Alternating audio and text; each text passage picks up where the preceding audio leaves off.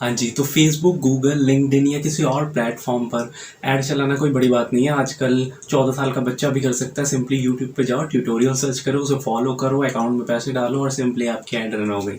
तो digital marketer को पैसे देने की कोई ज़रूरत नहीं है। बट वेट, क्या आपने भी ऐसे किया और ट्यूटोरियल्स देख के अपनी ऐड चला दी बिज़नेस के लिए, या एज़ अ डिजिटल मार्केटर अपने क्लाइंट्स वगैरह के लिए उनके बिज़नेसेस के लिए ऐड रन की और आपको मनी लॉस हो गया और रिजल्ट्स भी कुछ नहीं आए और आपने क्लाइंट लॉस कर दिया, या फिर एज अ बिज़नेस ओनर आपने पैसे वेस्ट कर दिए बट रिजल्ट कुछ नहीं आया? कोई बात नहीं, बिना ज्ञान के या स्ट्रेटजी के चक्कर व्यू में घुसने पर आपका नुकसान ही होता है। तो आप अकेले ऐसे नहीं हो जिसने ऐसा किया है, उनमें से मैं भी एक हूँ। तो अच्छी बात है, आपने ट्राई किया और हर कोई ऐसे ही सीखता है और इसमें कोई बुराई नहीं है, अच्छी बात है ट्राई किया। बट ऐड चलाना और ऐड बनाना बहुत आसान है, पर सबसे मुश्किल चीज़ है उसे ऑप्टिमाइज़ करना। ऑप्टिमाइज़ इन द सेंस कि ये एक स्किल सेट है। इसका मतलब ये होता है कि आपने अपनी ऐड को रन करने के बाद उसमें देखा क्या काम कर रहा है, क्या नहीं कर रहा है, किस तरीके से उसे ठीक किया जाए, क्या चीज़ें हटानी है, क्या चीज़ें रखनी है, क्या चीज़ें डबल डाउन करनी है।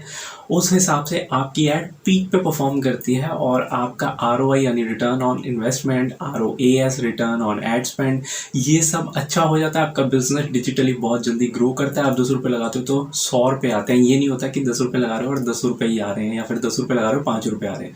तो आप एक प्रॉफिटेबिलिटी में जाते हो, एक लॉस वाले बिजनेस में नहीं जाते। ओके, तो पता चल गया कि ऐड में क्या गलती की आपने। आपने बेसिकली ऐड ऑप्टिमाइज नहीं किया, ऐड ऑप्टिमाइजेशन नहीं सीखा, आपको आता ही नहीं था। बट अब अगर ये पता लग गया तो कैसे सीखें?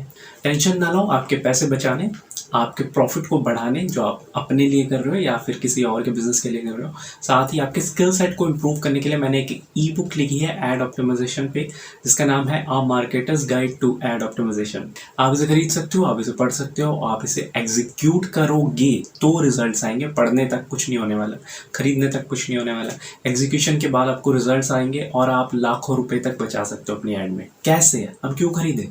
देखो, सबसे पहले ऐड जब खराब चल रही होती है उसमें काफ़ी चीज़ें आपकी कॉस्ट वेस्ट कर रही होती हैं। फॉर एग्जांपल, अगर आप 100 रुपये की ऐड चला रहे हो तो आपके 50 रुपये तो गए। आपका 18% जीएसटी कटा, वो अलग है। और आपके जो 50 रुपये है वो वेस्ट ही हो जाते हैं उन लोगों पे जो एक्चुअली आपकी ऐड पे रिस्पॉन्ड ही नहीं करते। अब उनको ऐड आप नहीं दिखाओगे ऑब्वियसली, बट फिर भी वो आपकी ऐड में डिस्प्ले हो रही है, आपकी ऐड उन लोगों को। बट आप उसे कैसे एलिमिनेट करोगे, क्या स्किल्स होती हैं, वो सब अगर आपको पता चल जाए, आप अपनी कॉस्ट की वेस्टेज बचा सकते हो एडवर्टाइजमेंट के ऊपर। दूसरी चीज़ जो होती है वो होती है कि अगर आपने इन लोगों को हटा दिया और आपको ये पता लग गया कि अब मैं उन्हीं लोगों को दिखा रहा हूँ जो एक्चुअली, जिनकी परचेजिंग पावर अच्छी है, जिनको इंटरेस्ट है मेरे प्रोडक्ट या सर्विस में। अब दूसरी चीज़ ये आती है कि जब आप उन्हें ही दिखाते हो, आपका कन्वर्जन रेट इंप्रूव हो जाता है। कन्वर्जन रेट इंप्रूव हो जाता है यानी पहले आप 10 रुपये लगा के 50 ही कमा पा रहे थे, अब 10 रुपये लगा के 100 रुपये कमा पा रहे हो। तो आपका कन्वर्जन रेट इंप्रूव हो गया, यानी आरओआई भी इंप्रूव हो गई, रिटर्न ऑन इन्वेस्टमेंट। तो आप प्रॉफिटेबिलिटी की तरफ जा रहे हो। तो आप एक तो, अगर आपका पर मंथ का 10 लाख का बजट है, 15 लाख का बजट है, 50,000 का भी बजट है, तो आप हज़ारों या लाखों रुपए की तो वेस्टेज ही बचाते हो अपनी पर मंथ की ऐड की। दूसरी चीज़, आप कन्वर्जन रेट बढ़ा रहे हो तो हज़ारों लाखों का तो आपको प्रॉफिट ही हो रहा है। तो ये डबल बेनिफिट होता है आपको।